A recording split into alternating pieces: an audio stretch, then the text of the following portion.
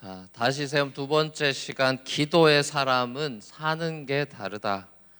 기도의 사람은 사는 게 다르다라는 제목으로 하나님 말씀 전하겠습니다.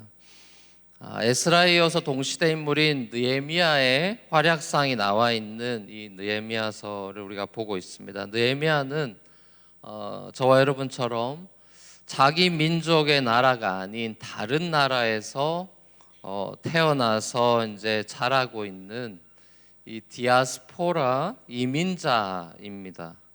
그러니까 아마 한 이민 4세 내지는 5세쯤 된다고 보면 될 것 같습니다. 보통 이민 4세, 5세쯤 되면 어떻겠습니까?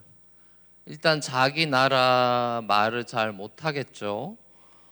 부모님의 나라, 그 모국의 언어뿐만 아니라 전통과 문화, 역사 이런 거를 잘 모르게 되는 경우가 많죠. 왜냐하면 자기가 살고 있는 곳이 그 부모의 나라가 아니기 때문이죠. 느헤미야도 유대인으로 유대 땅에 살지 않고 페르시아 땅에서 태어나서 살고 있었기 때문에 본인이 노력하고 관심을 가지지 않았다면 유대인으로서의 정체성이 없이 그냥 페르시아 사람으로 그 땅에서 태어나서 그곳에서 성공하는 것으로 만족했을 가능성이 높겠죠. 근데 우리는 느헤미야서를 통해서 알 수 있듯이 느헤미야는 보통의 그런 이민 4세, 5세들과는 다른 사람이었습니다. 그는 생각하는 게 다르고 사는 게 다른 사람이었습니다. 왜일까요? 티피컬한 4세, 5세의 삶이 아니었습니다. 왜 그럴까? 느헤미야서를 잘 보면, 묵상하면 여러분 발견하게 되겠지만 느헤미야는 기도하는 사람이었습니다. 그것도 그냥 기도하는 사람이 아니라 제대로 기도하는 사람이었기 때문입니다. 무슨 말이냐? 제대로 기도하는 사람은 기도의 지경이 넓어져 갑니다. 이건 틀림없는 사실입니다. 기도를 제대로 하는 사람은 기도의 지경이 넓어져 갑니다. 그리고 행동 반경도 그와 발맞춰서 넓어져 갑니다. 그러니까 제대로 기도의 결과는 행동입니다. 우리 행동이 볼품없는 이유는 제대로 기도하지 않아서입니다. 역추적하면요. 그러니까 성령 안에서 제대로 기도하면 그 열매가 행동으로 드러나게 돼 있습니다. 자, 이것의 전형적인 모범이 느헤미야입니다. 느헤미야의 성벽 재건 운동, 이것은 어떻게 기도가 행동으로 연결되는지를 너무 잘 보여주고 있습니다. 그러니까 신기한 거는 하나님께서 이스라엘 본토에 있는 사람이 아닌 아주 멀리 떨어져 살고 있는 이민 4세, 5세대는 느헤미야를 통해서 성벽 재건 운동을 펼치셨다라는 점입니다. 1차로, 2차로 많은 유대인들이 본국으로 이제 귀환했을 때 그 귀환한 리스트를 우리가 이제 에스라나 느헤미야에서 리스트들을 보죠. 누가 돌아갔는지. 근데 돌아간 리스트를 보면 그 리스트에 느헤미야가 없어요. 느헤미야는 아마도 술관원, 술을 왕께 대접하는 술관원이라는 이 중책을 맡은 사람이라 왕이 안 보내준 것 같습니다.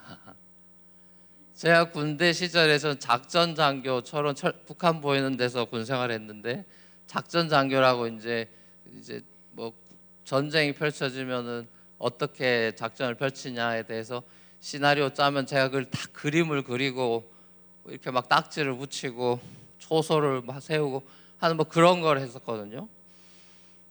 옛날엔 컴퓨터도 거의 이제 나올까 말까 한 때라 손으로 다 하던 시절에 밤새도록 그런 거 하는 겁니다.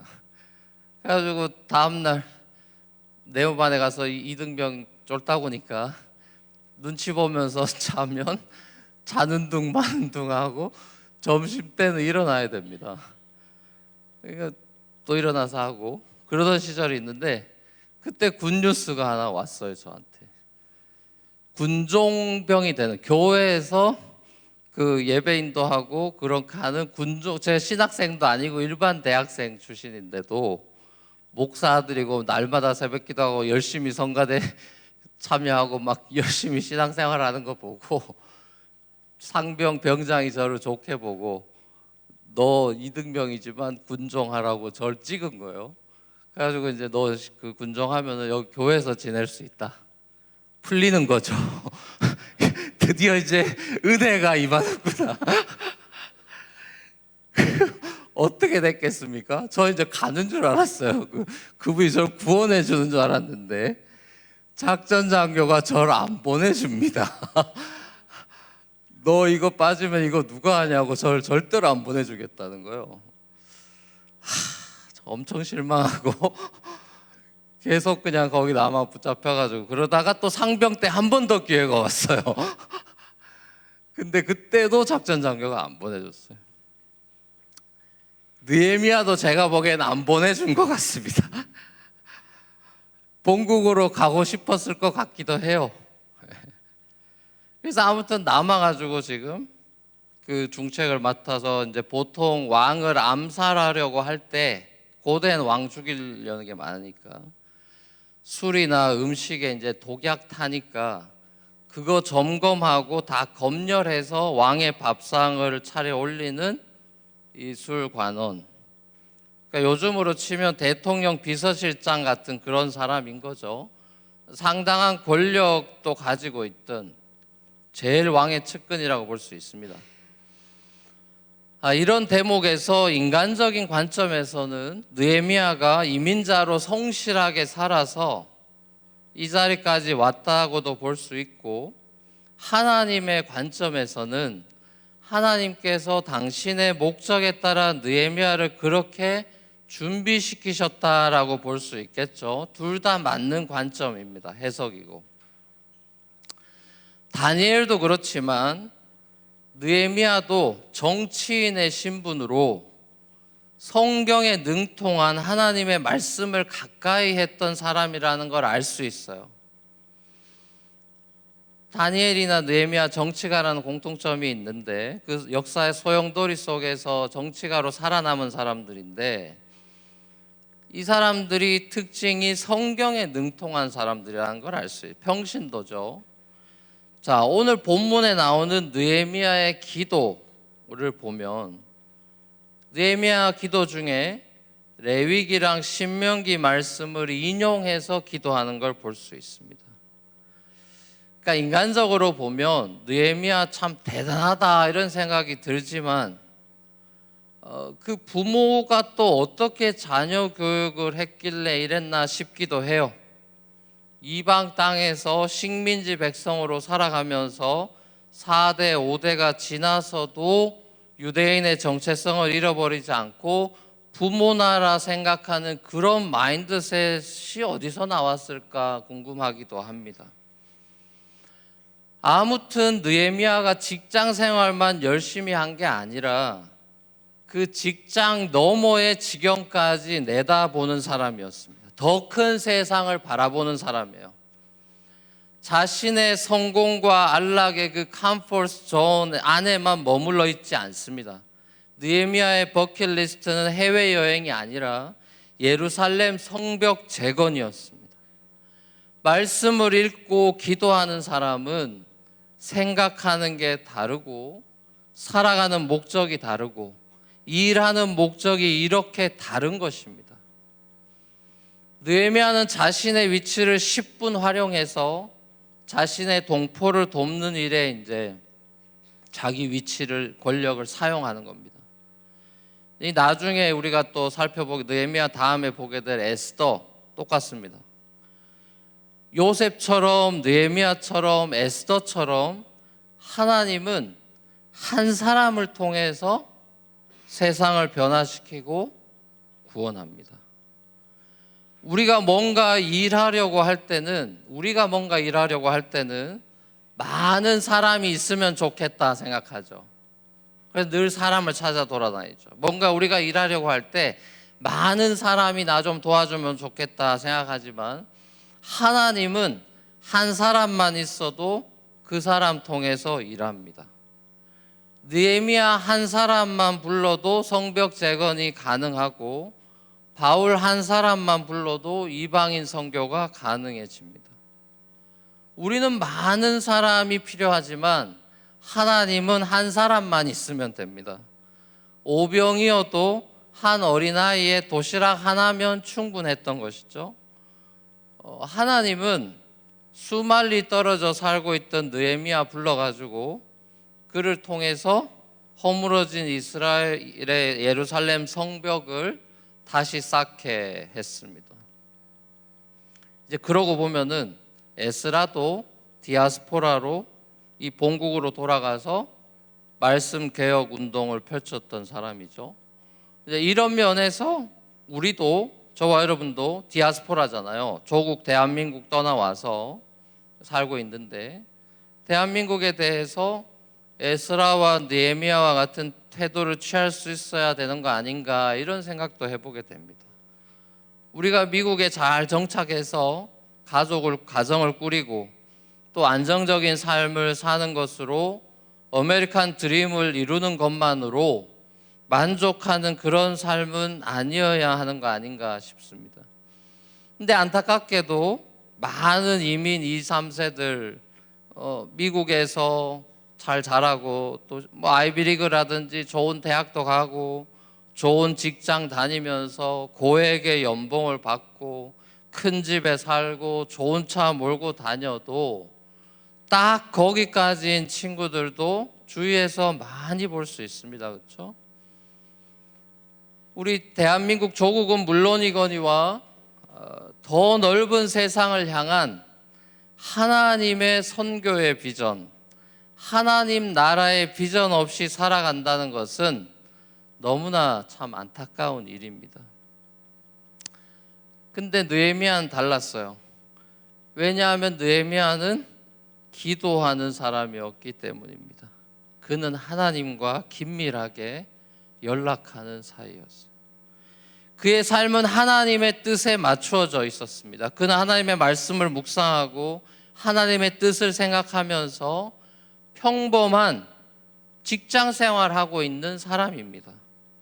그가 뭐 원래부터 탁월한 리더였거나 그런 특출난 사람이어서가 아니라 그가 점점 하나님과 가까워지다 보니까 하나님의 마음을 알게 되고 하나님을 위해 뭔가 해야 되겠다라는 소명의식을 가지게 된 거겠죠.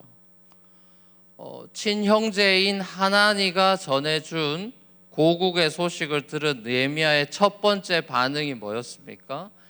큰 슬픔에 잠겨서 주저앉아서 울었다고 되어 있습니다.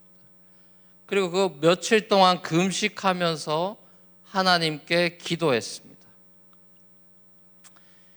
그가 기도하는 하나님을 어떤 하나님이라고 느헤미야가 고백하고 있느냐도 우리가 눈여겨볼 필요가 있겠죠. 느헤미야는 자기가 지금 기도하고 있는 대상이 되신 하나님을 제일 먼저 어떻게 인보케이션 하냐 하면은 위대하고 두려운 하나님 이렇게 불러요. 제일 먼저 위대하고 두려운 하나님.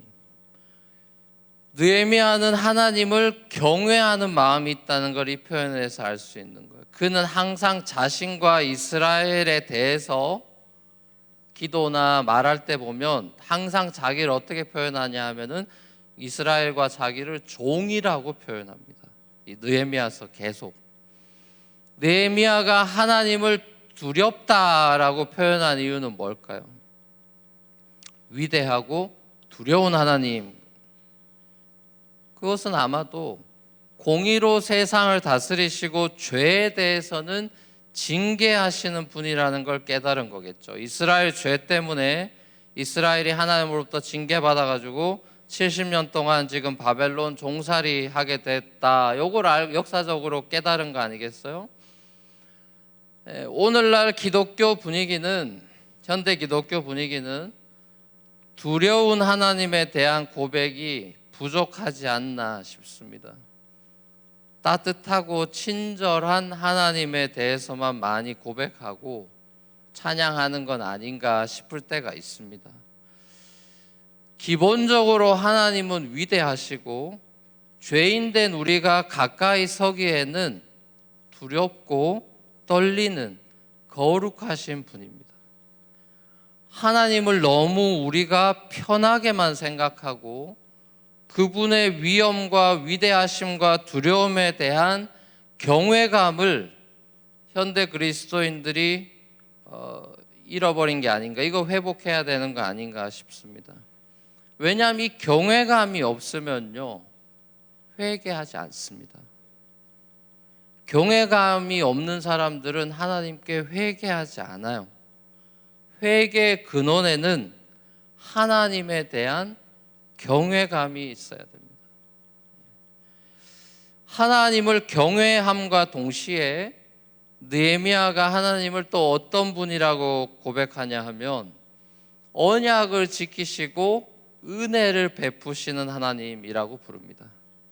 크고 두려우신 하나님께서 주님을 사랑하고 주님의 계명을 지키려고 하는 사람들, 그 사람들하고 맺은 세운 언약을 하나님이 지키시고 은혜를 베푸신 하나님이다라고 느헤미야가 고백해요. 자, 그러니까 쉽게 말하면은 느헤미야의 하나님, 느헤미야는 공의와 은혜의 하나님을 알고 있고, 그래서 그는 제일 먼저 그 하나님께 회개 기도를 하는 겁니다. 공의 하나님 앞에서 회개 기도를 먼저 하는 거예요. 경외함 가운데 회개 기도를 하는 거예요.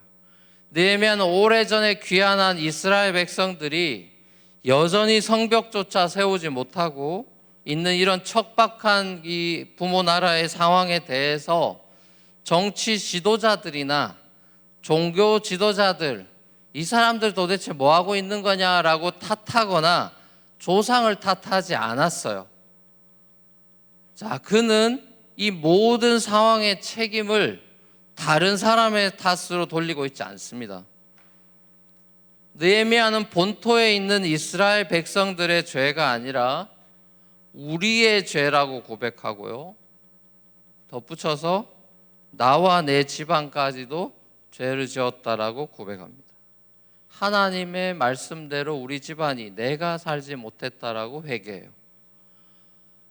의로우신 하나님의 말씀을 따라 살지 못하고 자신의 욕망과 세속적인 가치관 속에 살았다라는 고백일 것입니다.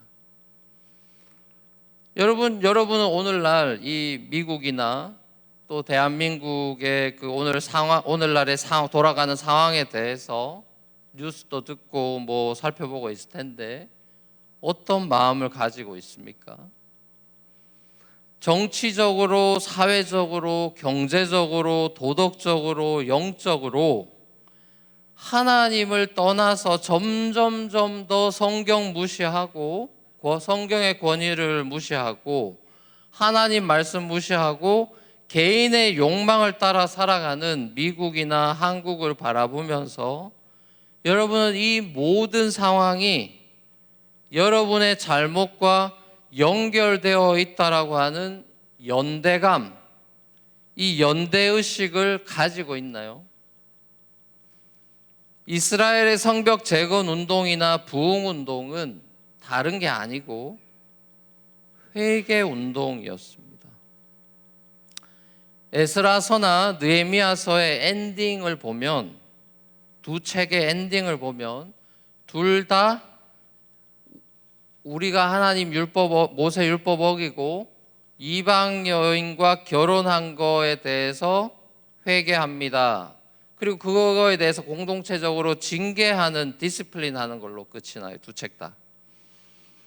이스라엘이 하나님과 언약을 맺은 이 언약 백성인 것에 대한 정체성 잃어버리고 이방 여인과 결혼해서 우상 숭배에 빠진 거에, 그렇게 되는 거에 대한 경고의 메시지가 두 책 다 들어있어. 그게 엔딩이에요.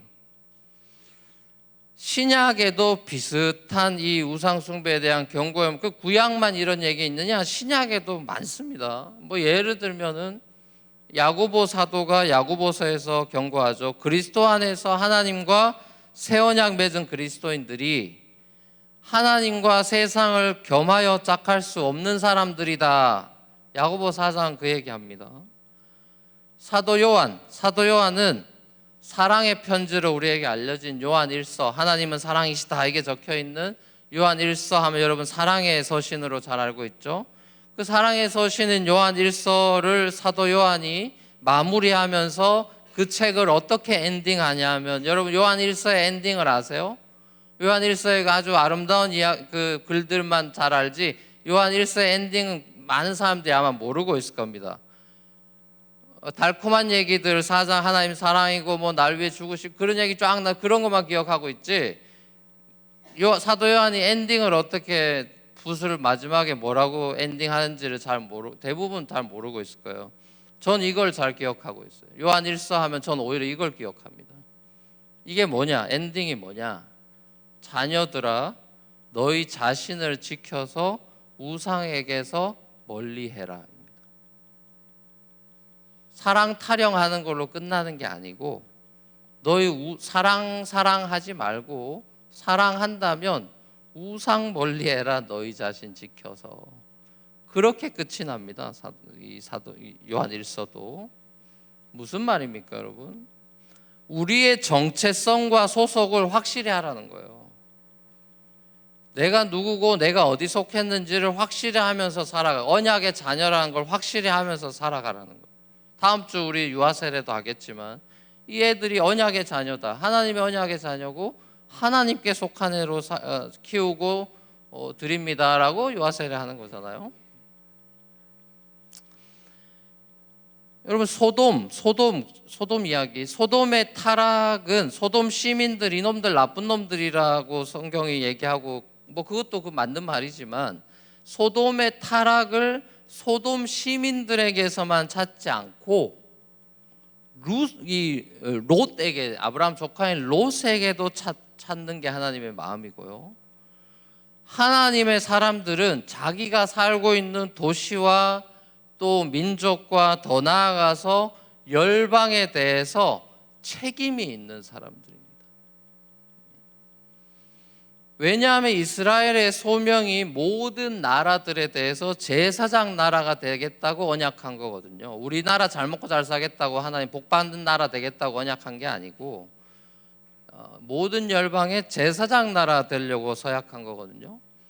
그러니까 그리스도인들의 소명도 똑같은 겁니다. 구약의 이스라엘만 그런 소명 받은 게 아니고 우리 세례받고 서약한다는 거는 하나님, 제가 하나님의 자녀로 하나님의 그 자녀의 정체성과 우리를 부르신 목적, 소명에 대해서, 소명은 뭐예요? 세상의 빛과 소금이 되는 거예요. 세상의 빛으로 제가 살겠습니다. 그거잖아요. 그러니까 느헤미야가 이렇게 자기와 이스라엘에 대해서 이제 회개 기도를 하고 그 다음에 이제 간구의 기도를 합니다. 이 느헤미야가 드리는 간구의 기도는 하나님께서 하신 약속하신 말씀, 언약에 기초하고 있다는 걸 볼 수 있어요. 레위기랑 신명기 말씀을 가져와 가지고 하나님께 클레임합니다. 이스라엘이 죄로 인해서 하나님의 그 흩어버리심을 경험하게 됐지만 이스라엘 다시 하나님께로 돌아와서 하나님 계명 다시 지키고 실천하면 하나님께서 다시 이스라엘을 본토로 돌아오게 하시겠다라는 그 말씀을 하나님이 하셨잖아요 라고 클레임하면서 기억해달라고 호소하죠. 수백 년 전에 조상들에게 하나님께서 약속하신 거, 그 하나님이 약속하신 말씀에 대해서 기억해달라고 하나님의 기억력에 호소합니다. 자, 우리가 기도할 때 느헤미야처럼 하나님의 약속의 말씀을 붙들고 기도하는 것은 굉장히 중요해요. 성경 말씀은 전부 다 약속의 말씀이에요. 그래서 구약, 신약, 하나님의 옛 약속, 새 약속, 그러니까 이 성경은 언약의 하나님에 대한 강조가 있는 거고, 이 언약을 지키시는 분이고 그 약속을 소중히 여기고, 우리도 그 하나님이 그 언약과 약속을 그렇게 소중하게 생각하는 분인데, 그러니까 결혼 제도도 다 약속이고 언약이고 이런 거죠. 그러니까 그 언약과 이 약속을 소중히 우리도 여기고 하나님을 사랑하고 그 말씀을 지켜 행하면서 하나님께서 약속하신 그 말씀에 기초해 가지고 기도하면 하나님께서 우리에게 은혜를 베풀어 주십니다. 이제 중요한 건 뭐냐 하면은 우리가 말씀에 기초해서 이제 기도하되 그 말씀을 지켜 행하는 삶이 같이 있어야 되는 거예요. 그러니까 말씀만 코테이션 인용해 가지고 기도한다고 되는 게 아니고 그 인용하는 말씀에 걸맞는 삶으로 우리가 나아가야 그 기도 가운데 하나님 은혜를 주시는 거죠. 그러니까 심플리파이 하면 말씀 없는 기도는 넋두리가 되기 쉽고 혼자 하소연되기 쉽고, 기도 없는 말씀은 죽은 지식이 되기 쉽습니다. 우리 사람들이 익스트림하게 되는 경향이 많기 때문에 우리는 밸런스가 잘 안 되는 사람들이잖아요. 그러니까 기도 열심히 하는 사람이 말씀 생활 잘 안 돼. 말씀 좋아하는데 또 기도 잘, 이게 우리 이성적인 사람은 감성이 또 메마르고 뭐 감성적인 사람은 이성이, 이런 밸런스가 잘 안 된 사람들이죠. 말씀 없는 기도는 넋두리가 되기 쉽고 기도 없는 말씀은 죽은 지식이 되기 쉽습니다. 자, 느헤미야에게는 이 밸런스가 있어요. 느헤미야에게서 볼 수 있는 것은 말씀을 묵상하면서 기도했던 사람이다. 밸런스가 있다. 자, 이 마지막 자신의 기도를 마침내 이렇게 마무리합니다. 이제 주님의 종이 하는 모든 일을 형통하게 해 주셔서 왕한테 자비를 입게 해 주십시오. 이렇게 하면서 기도가 끝나요. 느헤미야가 이미 고국에 가서 고국을 도우려는 마음을 이제 먹고 있는 걸 알 수 있습니다. 자신의 직장 생활 가운데 성공을 주시고 직장 상사한테 자비를 입는 사람 되게 해주셔서 하나님 나라 일을 할 수 있도록 인도해 달라고 지금 간구하고 있는 겁니다. 느헤미야가 직장 생활의 성공이 자신의 명예나 승진이나 뭐 돈 좀 더 벌고 이런 게 아니라 하나님 나라에 초점이 맞춰져 있다는 걸 볼 수 있는 겁니다. 여러분도 이런 마음으로 직장 생활을 할 수 있기를 축복합니다. 느헤미야가 이렇게 몇 개월, 4개월 기도합니다. 1장과 2장 사이에 4개월이 흐르죠. 느헤미야가 이런 기도 4개월 동안 기도 금식하면서 열심히 기도하고 드디어 왕 앞에 나아갑니다. 에스더처럼. 그래서 왕 앞에 나아갈 때도 그 2장도 보면은 왕하고 얘기하는 내내 잠깐 기도합니다. 왕하고 대화하면서도 하나님께 기도해요.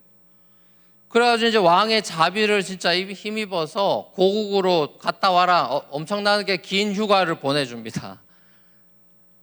긴 휴가, 수개월의 휴가를 줘요. 이 왕이 자비를 베풀어 준 거에 대해서도 느헤미야가 어떻게 코멘트를 하냐 하면은 하나님의 선하신 손길로 나를 보살펴 주셔서 왕이 나의 청을 들어주셨다라고 하나님의 손이 나와 함께 했다고 고백하는 장면이 나옵니다. 느헤미야의 이름의 뜻은 야훼, 야는 성경의 야로 끝나는 건 야훼죠. 야훼께서, 여호와께서 위로하신다라는 뜻이에요. 하나님께서 느헤미야의 애통의 기도에 응답하시고 그를 진짜 위로하셨습니다. 하나님 앞에서 애통하는 자는 위로를 받는 것입니다. 사랑하는 우리 뉴프런트 교회 성도 여러분, 이제 2019년도도 정말 며칠 남지 않았습니다. 올 한 해 여러분의 삶은 어떠한 삶이었습니까? 무엇이 후회되고 무엇이 만족스럽습니까? 바라기는 여러분이 더 기도하지 못한 것이 후회되면 좋겠고요.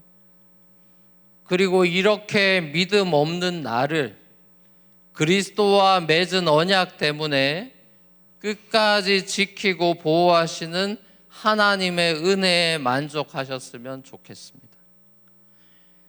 느헤미야서가 이렇게 1장에서 기도로 시작하고 13장에 가면 느헤미야의 기도로 책이 끝납니다. 느헤미야서는 기도로 시작하고 기도로 끝나는 책이에요.